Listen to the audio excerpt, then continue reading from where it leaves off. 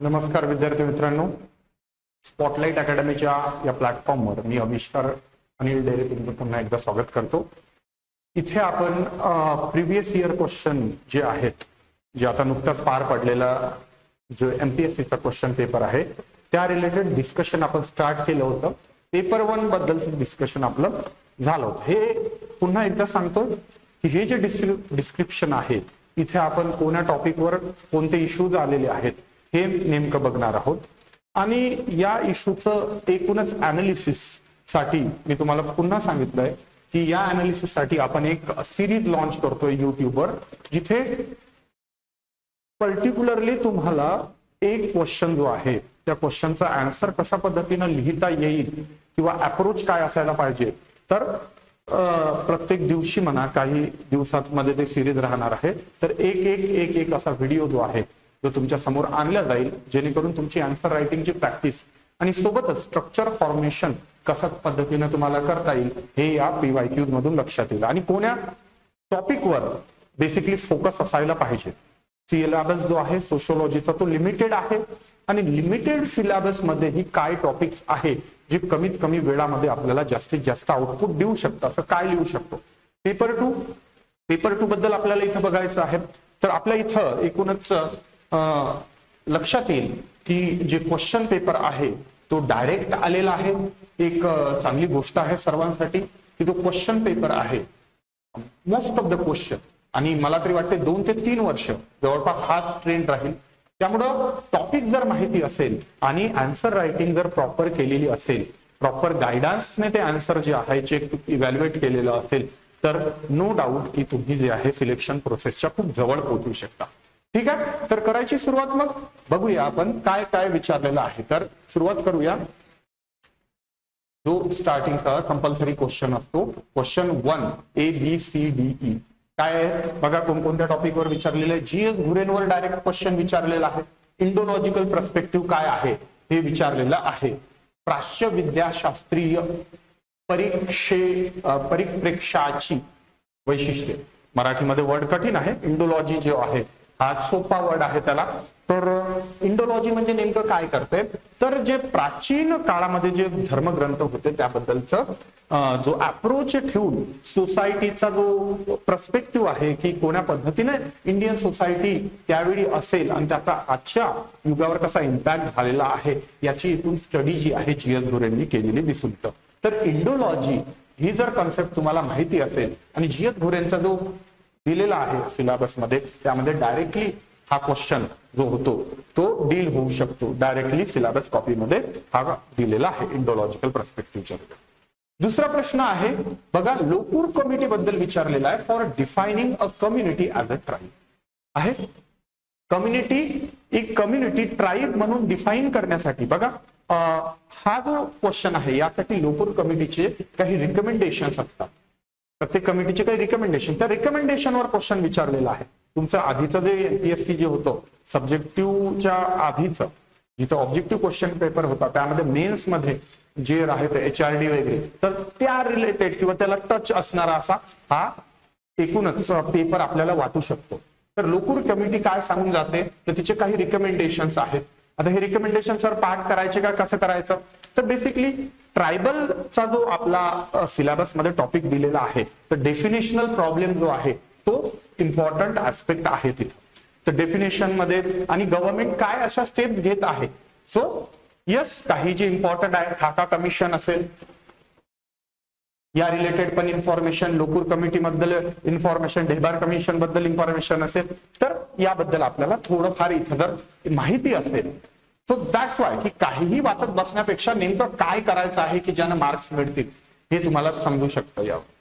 ठीक आहे, त्यानंतरचा क्वेश्चन जर बघितला बघा, हे जे क्वेश्चन आहे मी पुन्हा सांगतोय ऍब्स्ट्रॅक्ट फॉर्मॅटमध्ये यासाठी घेतोय की या रिलेटेड रोज आपण काय करणार आहोत, हा एक क्वेश्चन उचलणार आहोत आणि या क्वेश्चनची रोज प्रॅक्टिस राहणार आहे आणि त्याचं एक्सपेक्टेड आन्सर कसं असेल की जेणेकरून तुमच्या अटेन्शन स्पॅन, लिमिटेड अमाऊंट जो झालेला आहे अटेन्शन स्पॅनचा, तो जो अटेन्शन स्पॅन आहे त्यामध्ये तुमचं टार्गेटेड बसायला पाहिजे की अरे या रिलेटेड जर टॉपिक असेल तर कोणत्या अँगलनं किंवा डायमेन्शननं तो टॉपिक जो आहे आपल्याला डिस्क्राईब करता येऊ शकतो।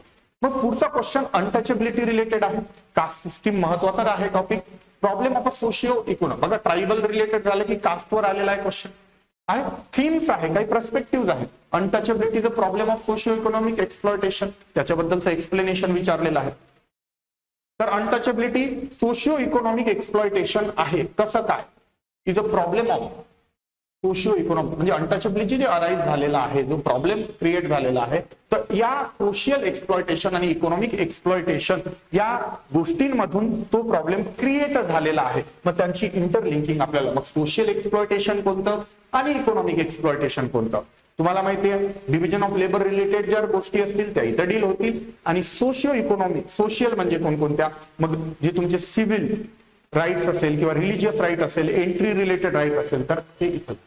मग प्युरिटी आणि पोल्युशनच्या कन्सेप्टच्या बाहेर निघून सोशिओ इकॉनॉमिक एक्सप्लॉयटेशन झालं, आणि त्यामुळे हा जो प्रॉब्लेम आहे हा क्रिएट कसा झाला हे आपल्याला इथं दाखवायचं आहे. म्हणजे अमलगमेशन ऑफ प्युरिटी आणि इम्प्युरिटीचा, आणि सोशिओ इकॉनॉमिकली काही गोष्टी प्युअर ठेवण्यात आल्या, काही गोष्टी इम्प्युअर ठेवण्यात आल्या, आणि ज्या इम्प्युअर आहे त्या प्युरिटी पासून सेपरेट करण्यात आला. डुमोचा कन्सेप्ट जर माहिती असेल तर तुम्ही या प्रश्नाला काय करू शकता, जस्टिफाय करू शकता, एक्सप्लेन करू शकता. त्यानंतर न्यू एज्युकेशन पॉलिसी 2020 बद्दल तुम्हाला डायरेक्ट क्वेश्चन विचारलेला. मी तुम्हाला सांगितलं की क्वेश्चन पेपरचा जर पॅटर्न पाहिला तर जो आधी तुम्ही या आधी जो केलेला आहे, तर HRDचा पेपर असायचा त्यासारखा थोडा हा पेपर आहे. काय कठीण आहे? न्यू एज्युकेशन पॉलिसीचे इम्पॉर्टंट सोशल चेंज काय इम्पॅक्ट झालेला आहे. जर एज्युकेशन हे इम्पॉर्टंट सोशल इन्स्टिट्यूशन जे आहे ते म्हणून परफॉर्म करते, त्याच्या स्ट्रक्चर मध्ये जर काही चेंज झाले असेल तर सोशल चेंजेस होणारच. यस, एम्पॉवरमेंटसाठी कुठं प्रयत्न होत आहे का, व्होकेशनल एज्युकेशन कुठंतरी इंट्रोड्यूस होत आहे का, त्यानंतर नवीन असा काहीतरी पॅटर्न किंवा स्ट्रक्चर इथे येत आहे का, 5+ असं काहीतरी पॅटर्न येत आहे का. ह्या जर गोष्टी तुम्हाला माहिती असेल तर तुम्ही डेफिनेटली याचा आन्सर करू शकता. असं खूप हार्ड अँड फास्ट कुठचा तरी सिलेबस आहे असं नाही. इन जनरल जर बघितलं तर पेपरचा पॅटर्न ऑकर बघा काय विचारलेला आहे. पुढचा प्रश्न आहे सामाजिक आर्थिक संरचनेमध्ये कोणते बदल झाले, कशामुळे? हरित क्रांतीमुळे. आता हरित क्रांतीमुळे कसे बदल झाले हा सुद्धा क्वेश्चन तुमचा HRD मध्ये कंप्लीट झालेला असतो, पण मेनली सोशिओ इकॉनॉमिक स्ट्रक्चर मध्ये काय चेंजेस झालेला आहे, कारण सोशिओलॉजी ऑप्शनलचा पेपर आहे. मग सोशियल आणि इकॉनॉमिक दृष्ट्या, आता इकॉनॉमिक दृष्ट्या काही क्लास जो आहे, डॉमिनंट कास्ट असेल किंवा डॉमिनंट ऍग्रिकल्चरल फार्मरचा एखादा क्लास निर्माण झालेला आहे का. सोसायटीच्या दृष्ट्या जर बघितलं तर स्ट्रक्चर मध्ये काही चेंजेस झालेले आहे का, किंवा ग्रीन रिव्होल्युशन मुळे, तर ते लिहायचे आहे. लँडलेस जे लेबरर आहे त्यांच्यामध्ये आणि त्या फार्मर मध्ये कुठेतरी डिवाइड आलेला आहे का, आणि त्यामुळं एकूणच सोसायटीच्या स्ट्रक्चरवर म्हणा किंवा इकॉनॉमिक इम्पॅक्ट कसा घडत गेलेला असेल या रिलेटेड हा क्वेश्चन विचारला गेलेला आहे. जर तुम्ही एक जनरली ग्रीन रिव्होल्युशनचा जर इम्पॅक्ट असेल आपल्याला स्टडीमध्ये आहे, डायरेक्टली दिलेला मुद्दा आहे, डायरेक्टली दिलेले हे क्वेश्चन आहे. जसं मी तुम्हाला सांगितलं की असेल असं व्यक्ती असेल ज्यांना हा पेपर सेट केलेला आहे सोशिओलॉजीचा, तरी की सिलेबस कॉपी ही आहे, डायरेक्टली क्वेश्चन टाका. तर 2 ते 3 वर्ष माझं म्हणणं आहे की टार्गेटेड तुम्ही जर की सिलेक्टेड टॉपिक्सवर जर तुम्ही काहीतरी अभ्यास केला व्यवस्थित, त्यामध्ये जर डिटेलमध्ये जर गेला तर तुमचे चान्सेस जे आहे ते वाढू शकतात. कारण की बरेच विद्यार्थी स्टील डिसायफरिंग फेज मध्ये आहेत, काढत पडलेले आहे की नेमका अभ्यासच कसा करायचा. मग त्यानंतर क्वेश्चन 2 ABC मध्ये पाहायचं आपल्याला. बघा MN श्रीनिवास बद्दल विचारलेला आहे, स्ट्रक्चरल फंक्शनल पर्स्पेक्टिव्ह जे आहे for the study of Indian society. मग या रिलेटेड आपल्याला माहिती आहे वेगवेगळे जो आहे स्ट्रक्चरल फंक्शनलिस्ट कोणाचा आहे, कोणता पर्स्पेक्टिव्ह इंडियामध्ये तो आणलेला आहे. स्ट्रक्चरल फंक्शनलिझम म्हणजे नेमकं काय, आणि इंडियाच्या सोसायटीवर त्यांनी ते अप्लाय कसं केलेलं आहे. मग त्यांचे जे वेगवेगळे कन्सेप्ट असेल, वेस्टर्नायझेशन असेल, संस्कृतायझेशन असेल, डॉमिनंट कास्टचा कन्सेप्ट असेल, डॉमिनंट काही नाही नावामध्ये आहे. मराठीमध्ये जर पाहिलं तर ते पाश्चिमात्यकरण असतं. मग संस्कृतायझेशन म्हणजे सांस्कृतिक जे आहे त्या अप्रोच मध्ये जी कास्ट ब्राह्मणिकल जो आहे ऍज अ रेफरन्स ग्रुप म्हणून ऍक्ट करतो, आणि इतर ग्रुप त्यांचे ट्रेड्स फॉलो करतात, त्या रिलेटेड हा क्वेश्चन आहे. डॉमिनंट कास्ट जर पाहिलं तर सोशिओ इकॉनॉमिक आणि पॉलिटिकल दृष्ट्या कोणती एखादी कास्ट कशी वरचढ ठरू चढू शकते या रिलेटेड हा कन्सेप्ट बघितलाय, कास्ट मोबिलिटी रिलेटेड. तर स्ट्रक्चरल फंक्शनल पर्स्पेक्टिव्ह जो आहे तो नेमका काय आणि एम एन श्रीनिवास यांचं मत काय आहे, या दोन गोष्टी जर तुम्हाला माहिती असेल, जे की आपल्या लेक्चर्समध्ये प्रॉपरली शिकवल्या जातं, डील केल्या जातं या गोष्टीची. मी तुम्हाला नेहमी सांगतो की my class is for empowerment. एम्पॉवरमेंटसाठी क्लास आहे की तुम्ही त्या डायरेक्शननं विचार करू शकाल आणि असे हजारो क्वेश्चन सॉल्व्ह करू शकाल. इट्स नॉट लाईक की मी तुमच्यापर्यंत काही इन्फॉर्मेशन घेऊन येत आहे आणि नाही सरांनी सांगितलेला क्वेश्चन आहे तो पेपरमध्ये. No, not like that. असे हजारो ऍप्लिकेशन बेस्ड जरी क्वेश्चन असेल तर तुम्हाला ते सॉल्व्ह करता यायला. नंतर प्लॅनिंग आहे. Examine the role of a planning in achieving the objective of social justice आणि इक्वॅलिटी. आता दोन महत्वाचे मुद्दे आहेत, सोशल जस्टिस आणि इक्वॅलिटी. तर कॉन्स्टिट्यूशन लागू झाल्यापासून तो जो कालखंड आहे त्या फेज मध्ये विचारलेला आहे की प्लॅनिंग या गोष्टीचं महत्व कसं आहे. तर नीती आयोग पर्यंत, सुरुवातीचा प्लॅनिंग कमिशन पासून तर नीती आयोग पर्यंत ज्या वेगवेगळ्या प्लॅन आल्या, नवीन नवीन पॉलिसीज आल्या, त्या पॉलिसीचा जो इम्पॅक्ट आहे हा सोशल जस्टिस किंवा इक्वॅलिटी क्रिएट करण्यासाठी कसा झाला असा हा क्वेश्चन विचारलेला आहे. मग सोशल जस्टिस क्रिएट करण्यासाठी काय, डिस्क्रिमिनेशन कुठं कुठं कमी झालेले आहे, असे काही लॉज आणलेले आहेत का, प्लॅनिंग मध्ये काही अशा गोष्टी इन्क्लूड केलेल्या आहे का, इक्वॅलिटी जी आहे, इक्वल अपॉर्च्युनिटीज असेल, मग ती सोशल असेल, इकॉनॉमिक आणि पॉलिटिकल इक्वॅलिटी, या तिन्ही इक्वॅलिटी बद्दल आपल्याला इथं लिहिता येऊ शकतं. बिकॉज ऑफ अ प्लॅनिंग काय इन्फ्लुएन्स झाला ओव्हरऑल इक्वॅलिटी मध्ये. त्यानंतर बघा डायरेक्ट क्वेश्चन आहे, right a note on tribal communities in Maharashtra. आता महाराष्ट्रामध्ये बघा का महत्वाचा आहे क्वेश्चन, बघा एकदम स्पेसिफिक क्वेश्चन हे ट्रायबल रिलेटेड विचारलेले आहेत. का, कारण त्या प्रॉपर सिलेबस मध्ये तसंच दिलेलं आहे. तर ट्रायबल कम्युनिटीज ऑफ महाराष्ट्रामध्ये काय त्यांना इश्यू फेस केला, कोणकोणत्या पीबीटीजी कोणी आहे का, त्यानंतर अशा कोणत्या कम्युनिटीज आहे, एक आहे चंद्रपूर गडचिरोली साईड आहे आणि एक जी आहे कोकण साईड किंवा नाशिक धुळे नंदुरबार साईड मध्ये जी आहे आदिवासी बेल्ट म्हणून ओळखलं जातं. यस, बरोबर आहे.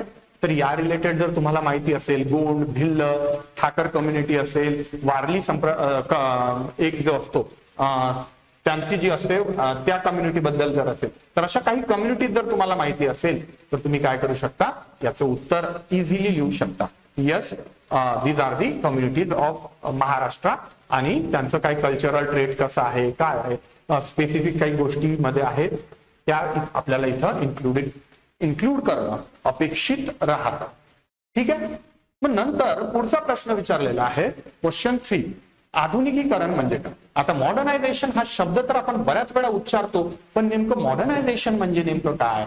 मग मॉडर्नायझेशन असल्यानंतर जे ट्रॅडिशनल अप्रोच आहे त्यापासून शिफ्ट होणं म्हणजे मॉडर्नायझेशन का. बरं, मॉडर्नायझेशन झालं म्हणजे फक्त ते टेक्नॉलॉजिकली ज्या गोष्टी आहे किंवा फिजिकल लेवलवर आहे त्या गोष्टी होतात की व्हॅल्यूज, नॉर्म्स आणि बिलीफ्स मध्ये पण काही चेंज घडून जातो, श्रद्धा, विश्वास यामध्येही चेंज होतात. मग modernisation of a Indian tradition during colonial period असा प्रश्न मेनली विचारलेला आहे. 20 मार्काचा आहे. तर यस, आपल्याला मॉडर्नायझेशन म्हणजे काय हे पहिल्यांदा लिहावं लागेल, त्याचे कॅरेक्टरिस्टिक्स काय आहे हे सांगावं लागेल. आधुनिकीकरणामध्ये नेमक्या काय गोष्टी होऊ शकतात आहेत, अर्बनायझेशन, इंडस्ट्रियलायझेशन, त्यानंतर सिक्युलरायझेशनची प्रोसेस सुद्धा मॉडर्नायझेशनचा पार्ट असू शकते, हे आपल्याला इथे लिहावं लागतं. आणि जो इकॉनॉमिकल पिरियड आहे, सॉरी कॉलोनियल पिरियड आहे, त्या कॉलोनियल पिरियड मध्ये नेमके काय चेंजेस होते मॉडर्निटी. तर बघा, नवीन एज्युकेशन सिस्टीम जी आहे, नॅकलेज मिनिट म्हणून म्हटलं जातं, ती एज्युकेशन सिस्टीम असेल किंवा नवीन लॉचं जे स्ट्रक्चर आहे, लिगल सिस्टीम जी आहे, जी on the basis of caste न ठेवता सिक्युलर जो अप्रोच आहे तो आणण्यात, त्यानंतर सायन्स अँड टेक्नॉलॉजी मध्ये काय आहे बदल घडण्यात आलेला आहे. यस, आणि सोबतच सोशल रिफॉर्म म्हणजे सोशो पॉलिटिकल आणि इकॉनॉमिकल, सामाजिक, आर्थिक आणि राजकीय दृष्ट्या काय इम्पॅक्ट याचा झालेला आहे मॉडर्नायझेशन ऑफ ट्रॅडिशन, तर ते आपल्याला इथे लिहायचे आहे. आज आपण ज्याही गोष्टींचा जो स्वीकार केलेला आहे, मग तो 1935चा ऍक्ट असेल, 1957 नंतर 1857 नंतर 1861 नंतरचा जो आलेला कालखंड आहे, तर त्यामध्ये काय असे नवीन नवीन गोष्टी इंट्रोड्यूस करण्यात आलेल्या आहेत. मग ते सती प्रथा नष्ट करण्यापासून वुमन विडो रिमॅरेज पर्यंत आणि वुमन एम्पॉवरमेंट पासून तर कास्ट जे आहे इरॅडिकेशन पर्यंत, त्यानंतर अजून रिझर्वेशन जे आहे ती पॉलिसी बद्दल आपण काय करू शकतो, modernisation of Indian tradition. Yes, tradition जे आहे मॉडर्नायझेशन, एज्युकेशन सिस्टीम मध्ये कसा चेंज आला, फॅमिली सिस्टीम मध्ये कसा चेंज आला, त्या रिलेटेड आपल्याला इथं काय करायचं आहे, डील करायचं आहे. सो दॅट की आपल्याला मॉडर्नायझेशन साठी जे आहे ऍस्पेक्ट आहे कॉलोनियल इम्पॅक्ट, त्याबद्दलचं इथं उत्तर आरामशीर लिहिता येईल. काही तुम्हाला असं वाटतं काय फार जनरलिस्टिक क्वेश्चन्स आहेत? येस, डेफिनेटली जनरलिस्टिक क्वेश्चन्स आहेत, परंतु त्याला डील कसं करायचं या रिलेटेड जो आहे ऍस्पेक्ट, कारण की जीएस मध्ये सोसायटी हा पोर्शन वेगळ्या यांना डील केला जातो आणि सोशियोलॉजी ऑप्शनल हा जो आहे हा वेगळ्या पद्धतीने डील केला जातो. मग तोच डील कसा करायचा तो बघायचा आपल्याला त्या सिरीज मध्ये. ठीक आहे. मग त्यानंतर दुसरा प्रश्न आहे की qualitative change in a rural structure through a rural development programme आहे. रूरल डेव्हलपमेंट प्रोग्राम बद्दल तुम्हाला जर माहिती असेल, मग बघा HRD मध्ये तुम्ही पुन्हा जर मेन्स मध्ये अभ्यास केला असेल तर त्या रिलेटेड गोष्टी असतात. इंटिग्रेटेड जो प्रोग्राम आहे रूरल डेव्हलपमेंट प्रोग्राम असेल किंवा मग नॅशनल रूरल लाईव्हलीहूड मिशन असेल, तर आतापर्यंतचं MG नरेगा असेल आहे, दीनदयाल उपाध्याय जे आहे त्या रिलेटेड गोष्टी आहेत. तर एकूणच काय आहे, qualitative change in rural structure through rural development. मग क्वालिटीमध्ये काय चेंजेस आला? क्वालिटी म्हणजे काय, जो ऍस्पेक्ट डील होतो व्हॅल्यूज, नॉर्म्स आणि एकूण सोशियलचं जे ओव्हरऑल थिंकिंग आहे त्यामध्ये काय ऍस्पेक्ट मध्ये चेंजेस आले, काय बदलाव झाले आणि कसं एम्पॉवरमेंट घडत गेलं, तर तो झाला क्वालिटेटिव्ह चेंज. आणि रूरल स्ट्रक्चर मध्ये इम्पॅक्ट कसा पडत गेला याच गोष्टींमधून तुम्ही जर बघितलं असेल ती जसं की या गोष्टी आपल्याला कुठे लिंक करता येऊ शकतात की डेमोक्रेटायझेशन झालंय, लोकशाहीकरण ज्याला म्हणतात ते सुद्धा इथं आपण त्या स्ट्रक्चरमध्ये, कास्ट बेस्ड जी सिस्टीम होती ती सिक्युलर गोष्टींकडे काय करेल, पुढे सरकल्या गेल. ठीक आहे. मग त्यानंतर क्वेश्चन 3 प्रश्न विचारलेला आहे सी मध्ये, explain a responsible factors for educational inequality between main आणि वुमन. तर आता हा क्वेश्चन जो आहे हा एज्युकेशनल इनइक्वॅलिटीवर आहे. तर तुम्हाला इथं थोडस काय लिंक्स लावायचे. मग ही एज्युकेशनल इनइक्वॅलिटी कुठून क्रिएट होते, तर ती सोशिओ इकॉनॉमिक पॉलिटिकल इनइक्वॅलिटी कुठेतरी असणार आणि त्या रिलेटेड गोष्टी ज्या आहेत त्या एज्युकेशनल इनइक्वॅलिटी मध्ये क्रिएट होऊ शकतात. त्यातही इकॉनॉमिक दृष्ट्या जरी पाहिलं किंवा सोसायटीच्या दृष्टीने जर पाहिलं तर पॅट्रियार्किकल माइंडसेट जो असतो, मग त्यामध्ये ब्रेड विनर जो असतो तो कोण असतो, पुरुष असतो. मग पुरुषाच्या एज्युकेशनवर जास्त खर्च करा, स्त्रियांच्या एज्युकेशनवर करू नका. त्यानंतर अपॉर्च्युनिटी कॉस्टही पाहिली जाते. लग्न करून पुरीला काय केलं जातं, विदा केलं जातं. चाइल्ड मॅरेजेस यासाठीच केल्या जातात की अपॉर्च्युनिटी काय आहे, आपल्याला त्याचा किती फायदा होईल याचा विचार करून जनरली काय केल्या जातात. तर अजून काय फॅक्टर आहे, बालविवाह सारख्या गोष्टींमुळे सुद्धा काय होतात की एज्युकेशनल इनइक्वॅलिटी, असे बरेच असे मुद्दे आहेत.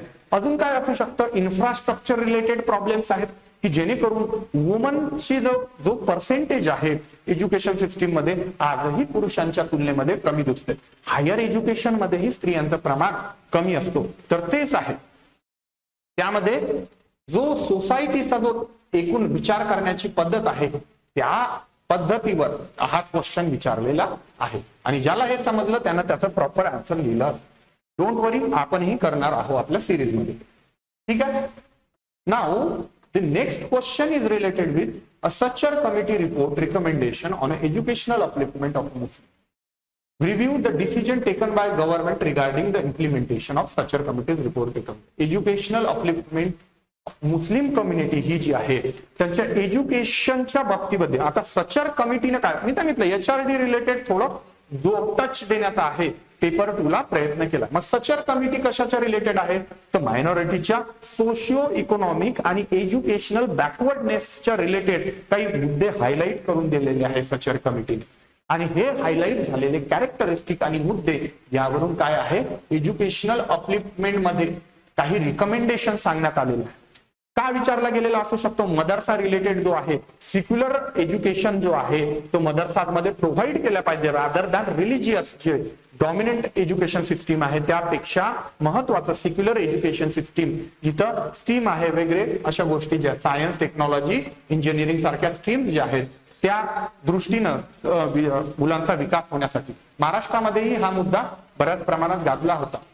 मग त्या रिलेटेड एज्युकेशन रिलेटेड काही गव्हर्नमेंटनं स्टँड घेतलाय का, काही स्कॉलरशिप इंट्रोड्यूस केलेले आहेत का, तर मग तुम्हाला माहित असायला पाहिजे. ज्यांनी HRDचा अभ्यास केलेला होता त्यांना हे लिहिता आलं असेल. बहुतांश वेळा सचर कमिटीच्या रिपोर्टमध्ये सांगण्यात आलेल्या वेगवेगळ्या स्कॉलरशिप, मौलाना आझाद वगैरे स्कॉलरशिप असते. त्यानंतर त्या स्कॉलरशिप सोबतच जर समजा कॉम्पिटेटिव्ह एक्झामचं वगैरे प्रिपरेशनसाठी कोणी असेल तर तिथेही टक्का वाढवण्यासाठी असते. स्किल इन्हान्समेंटसाठी सुद्धा काय करण्यात आलेलं आहे, काही प्रोव्हिजन्स करण्यात आले. तर हे सर्व इथं लिहायचे. पुढचा प्रश्न आहे क्वेश्चन 4B मध्ये चाइल्ड लेबरच्या रिलेटेड, म्हणजे बालकामगार आणि सोशल प्रॉब्लेम. आता चाइल्ड लेबर सोशल प्रॉब्लेम कसा आहे हा एक्सप्लेन करायचा. सोपा क्वेश्चन वाटतोय. इम्पॉर्टंट काय, चाइल्ड लेबर म्हणजे काय, तुम्ही तुमच्या भाषेमध्येही डेफिनेशन देऊ शकता किंवा इंटरनॅशनल लेबर ऑर्गनायझेशन असेल त्यांची डेफिनेशन आपण देऊ शकतो की यस इथं काय होतंय, एक्सप्लॉयटेशन होतंय चाइल्डचं.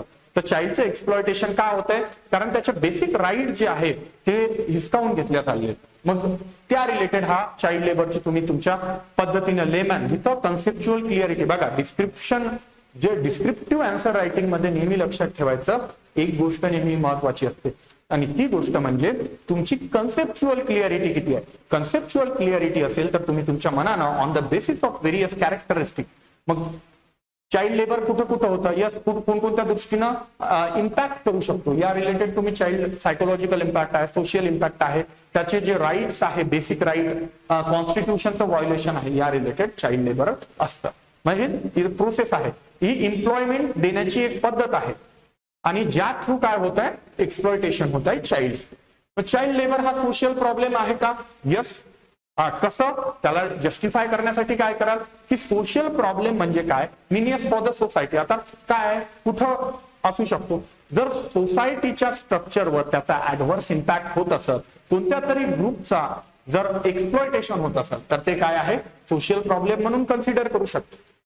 जर एक डेमोग्राफिक डिव्हिडंड जे देशाच्या कामी यायला पाहिजे होतं थ्रू एज्युकेशन, काय यायला पाहिजे होतं, प्रॉपर माइंडचं डेव्हलपमेंट व्हायला पाहिजे होतं, त्यासोबत बेसिक एज्युकेशनचा जो राईट आहे जो कॉन्स्टिट्यूशनने दिलेला आहे तो पूर्ण व्हायला पाहिजे होता. परंतु चाइल्ड लेबर मुळे काय होतंय या गोष्टींपासून ते दूर राहत आहे, सायकोलॉजिकल ट्रॉमामध्ये वाढ होत आहे. मग अशी जर गोष्ट असेल तर सोशल प्रॉब्लेम आहे की नाही, मग तेच मुद्दे सुद्धा आपल्याला इथं लिहायचे. त्यानंतर क्वेश्चन 4C मध्ये बघा आपल्याला काय विचारलेलं आहे, ऑनर किलिंगच्या संबंधी विचारलेलं आहे. महिलांच्या हिंसाचाराशी कशी संबंधित आहे उदाहरणासह स्पष्ट करा. मग आता या गोष्टी ज्या आहेत नुकत्याच नांदेडमध्ये हा मुद्दा जो आहे ऑनर किलिंगच्या रिलेटेड तो नुकताच व्हायरल झाला होता. युट्यूब सोशल मीडियावर पण तुम्ही बघितलं असेल ऑनर किलिंग रिलेटेड. तर मग मुलींवर काय त्याचा काय होतं इम्पॅक्ट होतं का related to the violence against women, explain example. मग बरोबर आहे. मग सर्वात महत्वाचं तुमचं इथं काय असू शकतं की ऑनर किलिंग म्हणजे नेमकं काय हे तुमच्या भाषेमध्ये तुम्ही डेफिनेशन देऊ शकता बेस्ड ऑन व्हेरियस कॅरेक्टरिस्टिक्स. वेगवेगळ्या कॅरेक्टरिस्टिक्स वरून ऑनर किलिंग मध्ये नेमकं काय होतं, ठीक आहे. आणि ऑनर ही जी नेमकी गोष्ट आहे ही कशाच्या रिलेटेड आहे, ही बेसिकली स्टेटसच्या रिलेटेड आहे आणि मोस्टली ती कास्ट सोबत काय केल्या जात आहे लिंक केल्या जात आहे. मग मॅरेज मध्ये जे होणारं पॉसिबली व्यक्तींमध्ये जे आहे मॅरेज जे होतात त्यामध्ये जर एक हायपरगॅमी आणि हायपोगॅमीचा कन्सेप्ट जर असेल तर जो हायपोगॅमी आहे त्यामध्ये काय होणार वुमनवर काहीतरी अत्याचार होण्याचे चान्सेस जे असतं ते वाढल्या जातं. मग त्या रिलेटेड आपल्याला इथं लिहायचं आहे की यस ऑनर किलिंग जे आहे व्हायलन्स अगेन्स्ट वुमेन मध्ये कसं काय बेसिकली त्यांच्यावर अत्याचार घडू शकतात किंवा होऊ शकतात. मग कोण्या फॉर्म मध्ये ते अत्याचार होऊ शकतात आणि धोकादायक ती गोष्ट ठरू शकते. एक्सप्लेन विथ एक्झाम्पल म्हटलेलं आहे. एक्झाम्पल्स तसे काही एक्झाम्पल्स आहे अवतीभवती झालेले, जसं मी आताच तुम्हाला नांदेड मधलं एक उदाहरण दिलं होतं तर त्या रिलेटेड तुम्ही याचं उत्तर जे आहे ते प्रॉपरली लिहू शकता. बघा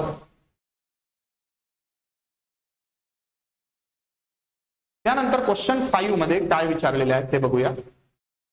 येस बघा क्वेश्चन 5 मध्ये विचारलेलं आहे अर्बनायझेशन म्हणजे काय आणि सोशल कॉजेस ऑफ अर्बनायझेशन. आहे अर्बनायझेशन. बघा किती सिंपल आहे. अर्बनायझेशन मध्ये काय प्रोसेस, क्षण आला, माझं नेहमी म्हणणं क्षण आला, अर्बनायझेशन नागरिककरण म्हणजे ती प्रोसेस आहे, प्रोसेसमध्ये इन्व्हॉल्व. या प्रोसेसमध्ये काय सोसायटीमध्ये चेंजेस होणार का, सोशल कॉजेस ऑफ अर्बनायझेशन काय, मग पुश फॅक्टर पुल फॅक्टर तुम्ही इकॉनॉमीमध्ये स्टडी केलेला असता, बरोबर आहे. त्यानंतर अजून काय सोशल कॉज काय असू शकतं, तर जे स्कार्सिटी ऑफ रिसोर्सेस आहे किंवा अपॉर्च्युनिटीज जे आहे अर्बन एरियामध्ये, त्यानंतर एम्प्लॉयमेंट रिलेटेड जे अपॉर्च्युनिटीज आहे, त्यानंतर हेल्थकेअर आणि इतर जे आहे, तर हेल्थकेअर आणि इतर ज्या गोष्टी आहेत त्यासोबतच हा मुद्दा कास्टमध्ये, कारण सोशल कॉजेस विचारले तर कास्टमध्येही घेऊन जावं लागेल की अर्बनायझेशन प्रोसेसमध्ये सिक्युलर इन्स्टिट्यूशन्स मध्ये जे आहे कास्ट आहे, तर त्या कास्टचा इन्फ्लुएन्स जो आहे तो बऱ्याच कमी प्रमाणात होताना दिसतोय. तर मग अशा सारखे जे विविध मुद्दे आहेत ज्याला टच करून आपल्याला याचं उत्तर लिहायचं. मग क्वेश्चन 5B मध्ये काय विचारलेलं आहे, characteristics of a new middle class in India. म्हणजे काय, जे वेगवेगळे कॅरेक्टरिस्टिक्स आहे कशाचे, new middle classes. New middle class कधी इमर्ज झाला, आफ्टर म्हणजे लिबरलायझेशन, एलपीजी रिफॉर्म नंतर जो आहे हा मिडल क्लास इमर्ज झालेला. सुरुवातीच्या कालखंडामध्ये एम्प्लॉयमेंट ऑपॉर्च्युनिटी ही कुठपर्यंत पाहायला जायची, फक्त गव्हर्नमेंट आणि सेंट्रल गव्हर्नमेंट सेक्टरमध्ये. मग त्यामधून बाहेर निघून एक असा वर्ग तयार झालेला आहे बिकॉज ऑफ इंडस्ट्रियलायझेशन आणि एलपीजी रिफॉर्म जो झालेला आहे, जो कन्झ्युमरिझम वर फोकस करतो, जो आपल्या एक आहे वेगवेगळे जे आहे स्पेंडिंगवर त्याचा पर्टिक्युलर खर्च असतो. मग त्या रिलेटेड एज्युकेशनवर, एज्युकेशन ऍज अ कॅपिटल म्हणून त्याच्यावरची स्पेंडिंग त्याची जास्त असते. इव्हन हाच न्यू मिडल क्लास जो आहे हा पॉलिटिक्सवर पण कसा इन्फ्लुएन्स करतो, कारण की बेसिकली महागाई सारखे जे मुद्दे आहेत ते इथं लिंक करून मिडल क्लास जो आहे पॉलिटिक्स सुद्धा इन्फ्लुएन्स कसा करतो. सोसायटीमध्ये जर बघितलं तर यस, न्यू मिडल क्लास मध्ये जे इमर्ज झालेले व्यक्ती आहेत, तर एज्युकेशनली असेल, कल्चरली म्हणत असेल, वुमन एम्पॉवरमेंटच्या दृष्टीनं हा जो पॉइंट आहे, आणि रिसोर्स कॅपिटल एज्युकेशनवर खर्च करणं, त्यानंतर होणारे जे चेंजेस आहेत कल्चरल ट्रेड्स मध्ये नवीन नवीन जे मुद्दे आहेत ते सुद्धा आपण इथं बघतोय. म्हणजे प्रायव्हेटाईज झाल्यानंतर कशा पद्धतीने नवीन क्लास उदयास आला आणि तो सोशिओ पॉलिटिकल आणि इकॉनॉमिकली ओव्हरऑल जो स्ट्रक्चर आहे इंडियन सोसायटीचं त्याच्यावर इम्पॅक्ट कसं करू राहिला यासंबंधी हा क्वेश्चन आहे. त्यानंतर क्वेश्चन 5C मध्ये विचारण्यात आलं, write a note on a fictive kinship. आता हा एकदम डायरेक्ट क्वेश्चन होता. इथं फिक्शन म्हणजे काय, फिक्शन या गोष्टीवर काल्पनिक नातेसंबंध, बघा मराठीमध्ये दिलेला आहे. काल्पनिक नातेसंबंध काय असू शकतं, ज्यांनी बेसिक लॉजिक जर लढवलं असेल तर हा क्वेश्चन डील झाला असू शकतो. आपल्या नोट्स मध्ये पण हे पर्टिक्युलरली मेन्शन केलेलं असतं. फिक्टिव्ह किनशिप म्हणजे काय, जे किनशिप ब्लड रिलेशन्स वर काय आहे डिपेंड नाहीये, जे ब्लड रिलेशनवर डिपेंड नाहीये असं जे आहे. मग अडॉप्शन रिलेटेड आहे, त्यानंतर LGBTQ कम्युनिटी रिलेटेड ज्या गोष्टी आहेत तर त्या ज्या आहे बायोलॉजिकल हेट्रोसेक्शुअल जे असतं, जे असायला पाहिजे होतं रिलेशनशिप, आता त्या बाहेर निघून मग तुम्ही गॉड फादर, गॉड मदर किंवा गॉड पॅरेंटचा कन्सेप्ट ऐकलाय का, ते सुद्धा फिक्टिव्ह किनशिप झालं. किंवा जो असतो ना की दूध का कर्ज टाईप एक असतंय, तर ती पण काय असू शकतं की मुस्लिम कम्युनिटीमध्ये वगैरे असतं की जर तुम्ही एखाद्या स्त्रीनं जर दूध पाजलं तर ते एक इमोशनल बॉन्ड कनेक्ट वगैरे होतं आणि ते वेगवेगळ्या कम्युनिटीज मध्ये दिसतात. तर ती झाली फिक्टिव्ह किनशिप. त्या फिक्टिव्ह किनशिप वरून सोसायटीमध्ये, सोसायटीच्या स्ट्रक्चरमध्ये, कोऑपरेशन मध्ये कशा पद्धतीनं बदल घडवला जाऊ शकतो हा इथं आपल्याला लिहिता येऊ शकतं. ठीक आहे, 10 मार्काचा क्वेश्चन आहे, 150 वर्ड मध्ये त्याचा आन्सर आहे. सो पहिल्यांदा मोस्टली 30 to 40 वर्ड्स तुमचे कशात असायला पाहिजे, फिक्टिव्ह किनशिप म्हणजे नेमकं का, आणि त्यानंतर त्याचे वेगवेगळे टाईप्स कोणकोणत्या टाईप मध्ये असू शकतात आणि काही कॅरेक्टरिस्टिक. झालं, आन्सर कसं लिहायचं, कोण्या पद्धतीनं लिहायचं आणि लिमिटेड माहिती असूनही स्टिप्युलेटेड वर्ड मध्ये कसं लिहायचं हेच आपल्याला हळूहळू बघायचं आहे. त्यानंतर क्वेश्चन आहे, व्हॉट इज सिटीजनशिप, आहे importance of an active citizen in democracy. Active citizenship म्हणजे नेमकं काय. मग सर्वात पहिले सिटीजनशिप म्हणजे नेमकं काय, तर एक लिगल स्टेटस असतंय सिटीजनशिपचं. या स्टेटस थ्रू काय मिळतं तुम्हाला, काहीतरी स्टेट काय प्रोव्हाइड करते, काहीतरी राईट प्रोव्हाइड करते, अधिकार हक्क देते, काही तुमच्यावर काय असतंय ड्युटीज जे आहे जे तुम्हाला करायची आहे तर त्या ड्युटीज तुमच्यावर तुम्हाला पूर्ण करल्या जाऊ शकतात. मार्शलचा जो कॉन्सेप्ट आहे सिटिझनशिपचा तो आपल्याला जर इथं माहिती असेल तर आपल्याला ही सिटिझनशिप डिस्क्राईब करताना किंवा इथं ते ऍक्टिव्ह सिटिझनशिप काय आहे इथं थोडा मदत होऊ शकतं. मग ऍक्टिव्ह सिटिझनशिप जरीही आपल्याला माहिती नसेल तरी ऍक्टिव्ह सिटिझन म्हणजे काय, डेमोक्रेसीमध्ये ऍक्टिव्हनेस काय कसं असू शकतं आणि त्याचं इम्पॉर्टन्स काय आहे. असा सिटिझन जो काय आहे आपल्या राईट्स बद्दल आपल्याला कर्तव्याबद्दल जर जागरूक असेल तर त्याचा डेमोक्रेसीवर किती पॉझिटिव्हली इम्पॅक्ट होऊ शकतो असा हा तो क्वेश्चन होता. ज्यांना त्याचा अर्थ कळला त्यांना त्याचं उत्तर लिहिता आलं. Analyze the migration process as a factor influencing the population composition and distribution. काय म्हटलेलं लोकसंख्येची रचना आणि वितरण यावर प्रभाव टाकणारा घटक म्हणून स्थलांतर. बघा क्वेश्चनची डिमांड लक्षात कशी घ्यायची हे आपण वेळेवर बघणारच आहोत, पण स्थलांतर प्रक्रियेचे विश्लेषण करा. इथं लोकसंख्येची रचना आणि वितरण ही नंतर आहे, ही सेकंडरी आहे. महत्वाचा आहे स्थलांतराचा इम्पॅक्ट झालेला आहे लोकसंख्येच्या रचनेवर आणि वितरणावर. मग स्थलांतर किंवा मायग्रेशनमुळे या गोष्टी कशा होता तर बघा तुम्ही बघितलं असेल चीप लेबर रिलेटेड गोष्टी आहे, लोकसंख्येच्या रचनेवर पण परिणाम होणार, डेमोग्राफी मध्ये चेंजेस होणार. दुसरी जे मायग्रेशनचे ओढे येत आहेत तर मायग्रेशन कुठून कुठपर्यंत होतं यावर सुद्धा लोकसंख्येच्या रचनेचं आहे. त्यानंतर याच मायग्रेशनमुळं जे रिसोर्सेस आहे त्याच्यावर काही परिणाम होतो का, रिसोर्स डिस्ट्रीब्युशनवर काही इम्पॅक्ट होऊ शकतो का, तोही महत्वाचा आहे. त्याच नंतर स्थलांतरानंतर सोशियल स्ट्रक्चरवर त्याचा काही इम्पॅक्ट होऊ शकतो का, अर्बनाइज कम्युनिटीमध्ये हे जे स्थलांतर झालेलं आहे यामुळे काही त्याचा इम्पॅक्ट जो जनरल स्ट्रॅटा आहे त्यावर झालेला आहे का हे आपल्याला इथं बघायचं आहे. इव्हन स्थलांतर प्रक्रियेमुळं लोकसंख्येची रचनेवर जो प्रभाव पडतो त्यामुळं पॉलिटिकल इन्फ्लुएन्समुळं काही अजून काही चेंजेस होऊ शकतात का, तेही मुद्दे आपण इथं काय करू शकतो कनेक्ट करून इथं याचा आन्सर आपण प्रॉपरली देऊ शकतो. त्यानंतर आपल्याला बघायचं आहे पुढचा क्वेश्चन की क्वेश्चन 6A, B आणि C मध्ये नेमकं काय विचारण्यात आलेलं आहे. तर लक्षात घ्या, explain the provisions of a Maharashtra agricultural land holding act 1961 and it's impact on agriculture social structure. बघा इथे बहुतांश ऍग्रेरियन सोसायटी आणि क्लास स्ट्रक्चर जो आहे महाराष्ट्र रिलेटेड जो क्वेश्चन आहे इथे इंडियन सोसायटी म्हणून जे आहे क्वेश्चन आहे तुम्ही जर बघितलं असेल ट्राईबच्या रिलेटेड असेल तर हा जो अप्रोच हा जो आहे तो वायडन ना होता जो इंडियन सोसायटी किंवा इंडियन सोसायटी स्टडी करायला पाहिजे त्या अजून आतमध्ये जाऊन महाराष्ट्रावर त्याचा इम्पॅक्ट कसा होतो. तर त्यामुळं पेपर 2 हा बेसिकली महाराष्ट्र ओरिएंटेड ज्या न्यूज आहे, महाराष्ट्र ओरिएंटेड जे इम्पॅक्ट आहे, महाराष्ट्र ओरिएंटेड जे रिलिव्हन्स आहे याचाही आपल्याला काय करावा लागतो इथं स्टडी करावा लागतो. तर यस, लँड सेलिंग आणि होल्डिंग ऍक्ट मुळे ऍग्रेरियन सोशल स्ट्रक्चरवर काय इम्पॅक्ट झालेला आहे 1961 मध्ये तुम्ही बघितलं असेल.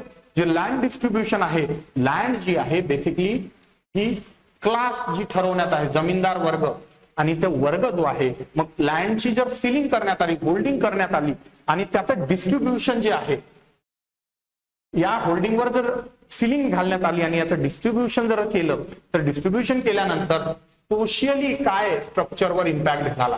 कारण तुम्ही बघितलं असेल जे लँडलेस लेबरर्स आहेत त्यांना काही जमिनी मिळाल्या असणार, इव्हन त्यामध्ये लूप होल शोधून सुद्धा काही गोष्टी घडल्या, त्यामुळं त्याचाही इम्पॅक्ट आपल्याला इथं लिहायचा आहे.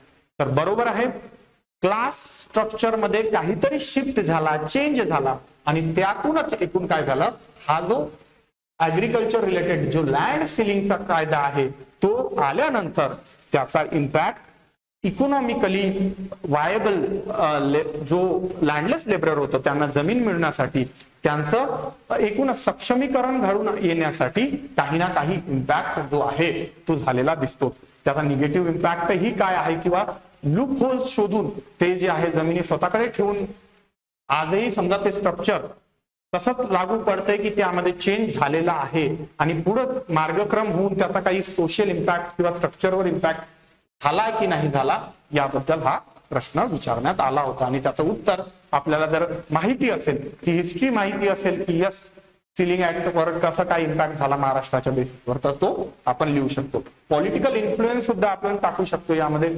पॉलिटिकल विल किती होतं ते एक्झिक्यूट करण्यामध्ये वगैरे. ठीक आहे.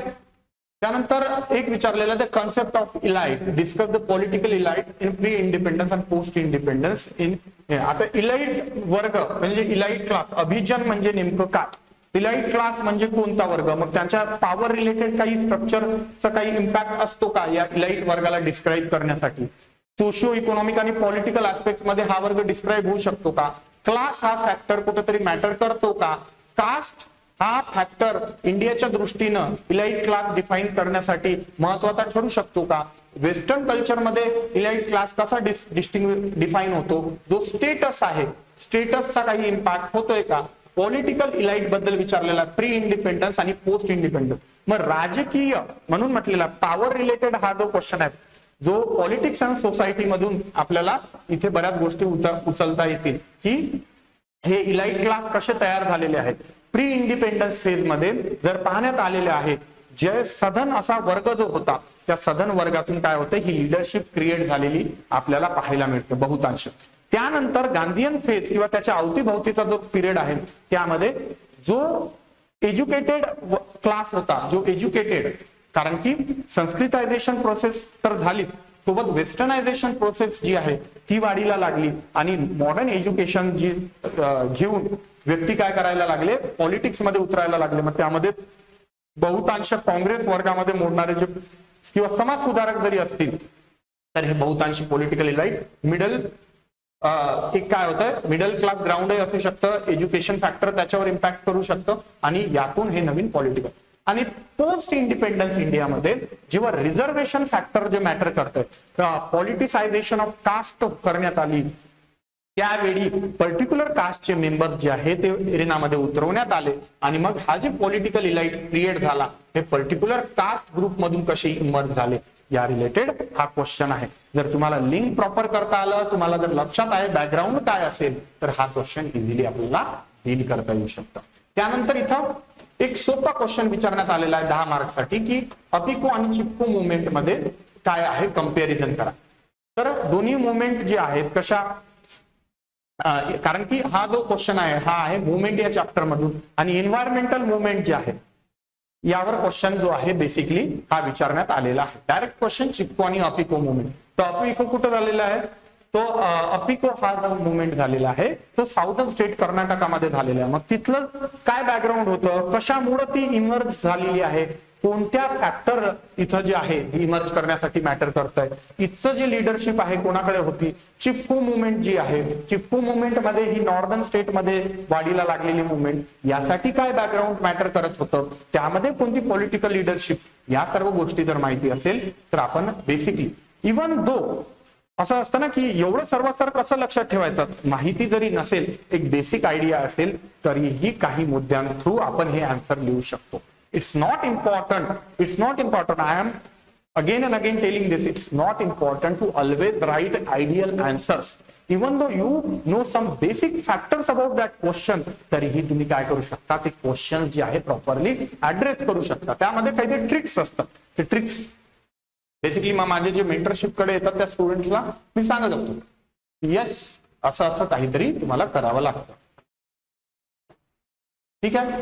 त्यानंतर क्वेश्चन 7 मध्ये का बघा काय विचारलेलं आहे, colonial rule contributed to the rise of Indian nationalism, explain the statement with example. आहे कॉलोनियल रूल हेच इंडियन नॅशनलिझम वाढीला लागण्यासाठी काय ठरलं, कारणीभूत ठरलं. कसं तर आपल्याला माहिती आहे, मग काँग्रेसची फॉर्मेशन असेल 1885 मधली किंवा नॅशनलिझम काय असतं मॉडर्न फॉर्म मध्ये काय असतं, कारण की कास्ट स्ट्रक्चर बेस आपली काय होती, सोसायटी होती. मग हे जे एज्युकेटेड जे वर्ग होता, सोशल रिफॉर्मर्स होते, त्यांनी जो सेक्युलर आयडियाज आहे त्या कशा अपहेल्ड केल्या आणि त्यातून एक कॉमन बेसिस, एक common feeling of common nation ती तयार झाली, जी की इंडियामध्ये कुठंतरी लॅक करत होती.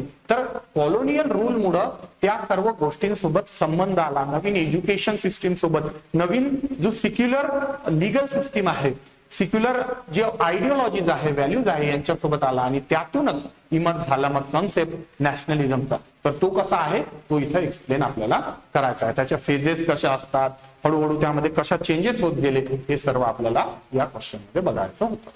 ठीक आहे. त्यानंतर 7B आणि 7C मध्ये काय विचारलंय बघूया. इथे विचारले शेतकरी संघटनेने शेतकऱ्यांसाठी केलेली आंदोलने व त्याच्या यशस्वीता स्पष्ट करा. आहे हा प्रश्न विचारण्यात आलेला आहे. इथं काय विचारलेला आहे की शेतकरी संघटना आंदोलने आणि यशस्वीता आहे. महत्वाचा मुद्दा का ठरतो, कारण की नुकताच काही वर्षांआधी दिल्लीमध्ये झालेला जो एक काय आहे एजिटेशन आहे, तर तो एजिटेशन कशाच्या रिलेटेड होतं, कोणत्या मागणीसाठी होतं. मग बेसिक ऍग्रिकल्चरल इन्फ्रास्ट्रक्चर रिलेटेड काही गोष्टी असू शकतात. आहे त्यानंतर जसं की आहे वेलफेअर स्कीमच्या रिलेटेड काही असू शकतं की यस त्याचं इम्प्लिमेंटेशन प्रॉपर नाही आहे, किंवा मग डेट जे आहे ते डेट जे आहे ते सरकारनं काय करावं, माफ करावं, यासाठीच्या कोणत्या एज्युटेशन असू शकतात. तर वेगवेगळ्या मागणीसाठी हे फार्मर्सने केलेले जे आहे, फार्मर ऑर्गनायझेशन्सने केलेले आहेत. तर हिस्टॉरिकली जरी पाहिला आपण इव्हन इन कॉलोनियल पिरियड नंतर जो आहे शरद जोशीचा पिरियड असेल तो असेल, तर त्या रिलेटेड जर तुम्ही बेसिक काही वाचलेलं असेल तर या क्वेश्चन जो आहे या प्रश्नाचं उत्तर आपल्याला लिहिता येईल. शेतकरी संघटना जे आज आपण नेहमी पाहतो, शेतकरी कामगार संघटना वगैरे यासारखे जे इश्यू आहे, तर मॉडर्न फेज पर्यंत जर आपल्याला माहिती असेल की हे ऍग्रिकल्चरल, मग हे कुठं डील करतो, हा क्वेश्चन डील करतो बेसिकली हा क्वेश्चन डील करतो महाराष्ट्रीयन कंटेक्स्ट मध्ये आपण लिहू शकतो याचा आन्सर. आणि सोबतच ओव्हरऑल इंडियन कंटेक्स्ट मध्ये रिसेंट फेज मध्ये झालेलं जे आंदोलन आहे त्या रिलेटेड पण आपण काय करू शकतो, इथं इन्फॉर्मेशन पुट करू शकतो. त्यानंतर विकास प्रकल्पांमुळे विस्थापनाचं मानवाधिकाराच्या दृष्टिकोनातून विश्लेषण करा. तुम्ही माहिती आहे विस्थापन, डिस्प्लेसमेंट आणि डेव्हलपमेंट, जेव्हा ट्रायबल जो पोर्शन शिकवला जातो इथं हा खूप मोठा कन्सर्न जो आहे तो डील केला जातो. कारण की विस्थापन म्हणजे फक्त एक डिस्प्लेसमेंटची प्रोसेस नाहीये की एका जागेवरून दुसऱ्या जागेवर मूव्ह होण्याची, तर रॅदर त्याचा इम्पॅक्ट सोशल स्ट्रक्चरवर होतो. लाईव्हलीहूड ऑपॉर्च्युनिटी इकॉनॉमी थ्रू जर असेल तर तोही इम्पॅक्ट होतो. एकूणच जो तुमचा स्किल सेट आहे, ओरिएंटेशन आहे, त्या एरिया भोवती त्या सायकोलॉजिकली तुम्ही कनेक्ट झालेले असतात, सोशियली तुम्ही काय करायला केलेले असतात, एकत्र आलेले असतात, त्या थ्रू कल्चरली तुम्ही काय करता, लिंक एकमेकांची आयडेंटिटी शोधता. आणि डिस्प्लेसमेंटमुळे काय होतं, या सर्व गोष्टींना कुठेतरी तडा जातो, कुठेतरी बेसिकली हे जे राईट आहे, बेसिक राईट्स जे आहेत त्यांच्यावर इम्पॅक्ट कुठं ना कुठं होतो. तर डिस्प्लेसमेंटमुळं हे कोणकोणते असे जे राईट्स आहे, असे जे एलिनेशन होऊ राहिलेलं आहे, आयसोलेशन जे होऊ राहिलेलं आहे, इव्हन आयडेंटिटी रिलेटेड, इव्हन एक आता काही मदत केस होती पुण्यामध्ये, एक डॅम कन्स्ट्रक्ट करण्यात आला आणि एक पर्टिक्युलर ट्राईब जी आहे ती ट्राईब जी आहे डिस्प्लेस झाली आणि मग तिच्या आयडेंटिटी रिलेटेड जे डॉक्युमेंटेशन होतं वगैरे, तर त्या रिलेटेड जो आहे आजही तो इश्यू जो आहे तो सॉर्ट झालेला नाही. तर तो तुम्हाला होमवर्क बघा की ट्राईब कोणती आहे. ठीक आहे. त्यानंतर क्वेश्चन 8 मध्ये काय प्रश्न विचारलेला आहे बघा. Prostate carried out by the tribal community against the exploitation and operation during the colonial rule. काय म्हटलेलं आहे बघा की जे राजवटीत होणारे शोषण आणि दडपशाही विरुद्ध आदिवासींनी केलेले विद्रोहाचा आढावा घ्यायचा आहे आपल्याला. मग जो तुम्ही ट्रायबल हा जर पोर्शन व्यवस्थित अभ्यासला तर कॉलोनियल इम्पॅक्ट जो आहे कॉलोनियल रूल त्यांच्यामुळं काय झालं, आयसोलेशन होत गेलं का, त्यांचं अलग थलग कुठंतरी पडलंय का, त्या रिलेटेड काही रूल्स बनवले का, क्रिमिनल ट्राईब ऍक्ट नेमकी काय आहे, फॉरेस्ट राईट ऍक्टचा इम्पॅक्ट कसा पडला, या सर्व गोष्टी ज्या आहेत आपल्याला लिहायचे आहे. आणि त्यातूनच बेसिक आयडेंटिटी क्रायसिस, ओळखी, स्वतःची ओळख जी ज्यामुळे निर्माण होतं, असं सोशिओ कल्चरल जी गोष्ट आहे त्यापासून ती ओळख जी आहे ती त्यांची हिसकावली, रिलेटेड विथ एन्व्हायरमेंट असणारं कनेक्शन असेल, रिलेटेड विथ नेचर सोबत म्हटलं जातं. एलपी विद्यार्थी वगैरेंचं जे आहे आपण इथं पुट करून याचा आन्सर जे आहे प्रॉपरली देऊ शकतो. ठीक आहे. MSA राव वगैरे पण कोट करू शकतात. कोण कोट करायचे, कसे कोट करायचे ते नंतरचा मुद्दा आहे. जस्ट कोण्या टॉपिक मधून कशा पद्धतीचा कोण्या ऍस्पेक्टनं जर आलेला आहे, थोडं वरवरून आपण हे क्वेश्चन्स डील करतो आहे. आणि माझं म्हणणं आहे की आपण जेही सिरीज आता कंडक्ट करणार आहोत, जेही विद्यार्थी सिरियस असतील आणि सिरियसली रोज त्या क्वेश्चन जे टाकण्यात आलेले आहेत, व्हिडिओ पॉज करायचा कसं करायचं ते आपण बघूया. मी पॉज करून त्याचे आन्सर फ्रेमवर्क कसे तयार करणार आणि त्या फ्रेमवर्क मधून मग मॉडेल आन्सर पर्यंत कसं पोहोचायचं किंवा ते आन्सर ग्रॅप कसं करायचं, विचार थॉट प्रोसेस रोज रोज जर कराल, थेंबे थेंबे तडे साचे, बस हा अप्रोच घेऊन आपल्याला चालायचं आहे. आणि जास्त काही नाहीये, दिवसाचे 5 मिनिटं 5 ते 10 मिनिटं जरी असले तर तुम्ही काय करू शकता, त्याचा आन्सर प्रॉपरली लिहू शकता. चलो नेक्स्ट मूव्ह करूया. तर नंतरचा प्रश्न आहे की न्यूनॅटल मॉर्टॅलिटी आणि सजेस्ट प्रिव्हेंटिव्ह मेजर्स आहे. आता नवजात शिशूंच्या मृत्यूची कारणे आहे HRD रिलेटेड. HRD रिलेटेड आहे की नाही क्वेश्चन आहे. तर न्यूनॅटल मॉर्टॅलिटी नेमकी काय आहे तर आपल्याला माहिती पाहिजे. डेमोग्राफिक रिलेटेड आहे, डायरेक्ट सिलेबस मध्ये दिलेलं आहे, HRD वाचण्याची गरज नाहीये त्यासाठी. न्यूनॅटल मॉर्टॅलिटी म्हणजे नेमकं त्याचे काय कारण आहे, त्यामध्ये मग सोशल किंवा इन्फ्रास्ट्रक्चर रिलेटेड काही इश्यूज आहे का, सोसायटी किंवा सोशलचा जो इम्पॅक्ट आहे तुम्ही बघितला असाल. न्यूनॅटल मॉर्टॅलिटी ट्रायबल एरियाज मध्ये कसे आहे, अंडर प्रिव्हिलेज सेक्शन्स मध्ये कसे आहे, मग त्याचे कॉजेस जे आहेत ते आपल्याला शोधायचे आहेत आणि हे कसं प्रिव्हेंट करता येईल यासाठी इन्फ्रास्ट्रक्चर रिलेटेड असेल, वेलफेअर अप्रोच म्हणून स्टेटचे असेल, वेगवेगळ्या स्कीम्स असतील, या थ्रू आपल्याला दाखवून द्यायचे आहे की यस हे या थ्रू प्रिव्हेंट करता येऊ शकतं. मग मिशन इंद्रधनुष्य सारख्या स्कीम्स असतील किंवा जे मातृवंदना योजना अशा बऱ्याच आहेत, ते आपण डिस्कस नंतर करूया. ठीक आहे. तर लिव्ह इन रिलेशनशिप हा विवाह संस्थेला पर्याय आहे का यावर भाष्य करा. शेवटचा क्वेश्चन आहे. तुम्हाला एक तुमचं मत विचारलेलं आहे, यावर तुम्हाला कमेंट करायची आहे. तर कमेंट करायची आहे तर कसं आहे, तुमचं मत जे आहे इथं सांगायचं आहे. लिव्ह इन रिलेशनशिप म्हणजे नेमकं काय होतं, मग मॅरेज या लीगल आणि सोशली ऍक्सेप्टेड जो फिनॉमिना आहे त्यामध्येही इंडोगॅमिकल अप्रोच जो आहे मॅरेजचा, इंडोगॅमीचा जो आंतरविवाह आंतरजातीय विवाह जो असतो तो काय केला जातो, हे केला जातं. मग लिव्ह इन रिलेशनशिप अल्टरनेटिव्ह आहे का मॅरेज इन्स्टिट्यूशन ते विचारलेलं आहे. तर यस लीगल त्याच्या मागे काय स्टेटस आहे ते आपल्याला लिहावं लागेल. लीगल स्टेटस भेटल्यानंतर सोसायटीनं त्याला आज एक्सेप्ट केलेली गोष्ट आहे की नाही आहे. आणि लिव्ह इन रिलेशनशिप हा जर मॅरेजला अल्टरनेट असेल तर मॅरेज जशी ऍक्सेप्टेबल फिनॉमिना आहे तसं लिव्ह इन रिलेशनशिप आहे का. मग जर असेल तर यस तो अल्टरनेटिव्ह ठरू शकतो. अदरवाईज जोपर्यंत सोसायटीयल स्ट्रक्चरमध्ये सोसायटीच्या स्ट्रक्चरमध्ये तेवढा प्रगल्भतेनं त्या गोष्टी ऍक्सेप्ट होत नाही तोपर्यंत लिव्ह इन रिलेशनशिपला अल्टरनेटिव्ह म्हणता येणार नाही. आणि लिव्ह इन रिलेशनशिपला अल्टरनेटिव्ह ऑफ मॅरेज केलं तर त्यामध्ये काही प्रॉब्लेम्स येऊ शकतात का. कारण यस पूर्ण प्रॉपर्टी रिलेटेड वाद असेल, अडॉप्शन रिलेटेड वाद असेल किंवा मग चाइल्ड जे प्रोड्यूस झालेला आहे लिव्ह इन रिलेशनशिप मध्ये तर त्याचा जो संगोपनाची जबाबदारी आहे त्या रिलेटेड काही वाद निर्माण होऊ शकतो का. तर अशा जर गोष्टी जर तुम्ही इथे डिस्कस केल्या, तुम्ही जर सांगितल्या तर या सर्व प्रश्नांचा प्रॉपर आन्सर देऊ शकतो.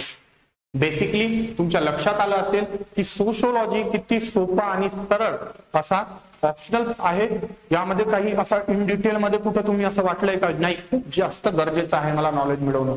काय सिलेक्टेड टॉपिक्स आहे त्या थीम्सवर तुम्ही कसा अभ्यास करणार या सर्व गोष्टी जर जाणून घेतल्या तर अल्टिमेटली तुम्हाला यामध्ये 300+ मार्क्स स्कोअर करणं खूप खूप खूपच इझी आहे. आणि मी म्हणतो आन्सर रायटिंग प्रॅक्टिस आहे तर आन्सर रायटिंग प्रॅक्टिस आपण सोबत करूया.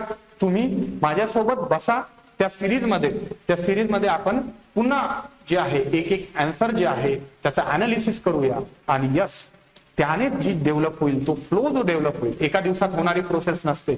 आन्सर रायटिंग जो असतो तुमची पर्सनॅलिटीतून रिफ्लेक्ट झाला पाहिजे आणि त्यासाठी रोजची मेहनत जी आहे ती कामी येणार आहे. आणि त्यामुळं क्वेश्चनचं प्रॉपर अंडरस्टँडिंग करणं हे सर्वात इम्पॉर्टंट आहे. त्याला सोशल डायमेन्शन्स कसे ऍड करायचे, लिंक कसे करायचे, सोशोलॉजीचा आन्सर म्हणून कसं प्रेझेंट करायचं आणि यस एक्सपेक्टेड आन्सर जी आहे ते कसे द्यायचे या सर्व गोष्टी आपण या सिरीज मध्ये बघणार आहोत. तर भेटूया या सिरीज मध्ये लवकरच. मला कमेंट मध्ये सांगा तुम्हाला अशी सिरीज खरंच हवी आहे, आवश्यक आहे की तुम्ही कॅपेबल आहात तुमच्या परीनं. कारण की यस 5 मिनिटं दिवसाचे द्यायचे आहेत. 5 मिनिटांमध्ये तुम्ही सर्व गोष्टी एक टॉपिक मग तुम्हाला त्या दिवशी लक्षात पण येईल की या टॉपिक मध्ये नेमकं काय इम्पॉर्टंट असू शकतं किंवा या आन्सरला आपण कशा पद्धतीने डील करू शकतो. ठीक आहे, चला भेटूया मग नेक्स्ट व्हिडिओ मध्ये. तोपर्यंत गुड बाय, धन्यवाद.